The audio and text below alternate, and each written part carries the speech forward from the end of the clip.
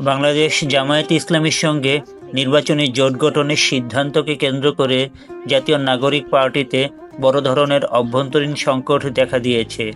দলটির ভেতরে তীব্র অসন্তোষ ও ভাঙনের আশঙ্কা তৈরি হয়েছে। জামায়াতের সঙ্গে এই রাজনৈতিক সমঝোতার বিরোধিতা করে এনসিপির আহ্বায়ক নাহিদ ইসলামের কাছে চিঠি দিয়েছেন দলের ৩০ জন কেন্দ্রীয় নেতা। তারা মনে করছেন এই জোট গঠন এনসিপির মূল আদর্শ এবং জুলাই গণ অভ্যুত্থানের চেতনার সঙ্গে সাংঘর্ষিক।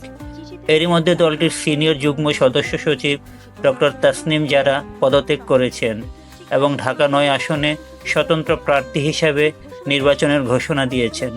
জানা গেছে, এনসিপি প্রথমে বিএনপি ও জামায়াত উভয়ের সঙ্গেই আলোচনার চেষ্টা করেছিল, তবে বিএনপির সঙ্গে সমঝোতা না হওয়ায় তারা জামায়াতের সঙ্গে আসন সমঝোতার বিষয়ে প্রায় ১ সপ্তাহ ধরে বৈঠক করে।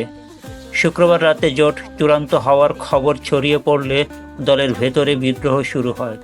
তবে এরই মাঝে এনসিপির অন্য ৭০ জন কেন্দ্রীয় নেতা জামায়াতকে জুলাই বিপ্লবের বন্ধু শক্তি হিসেবে অভিহিত করে জোটের পক্ষে পাল্টা চিঠি দিয়েছেন। সব মিলিয়ে যে কোনো সময় এই জোটের চূড়ান্ত ঘোষণা আসতে পারে বলে ধারণা করা হচ্ছে।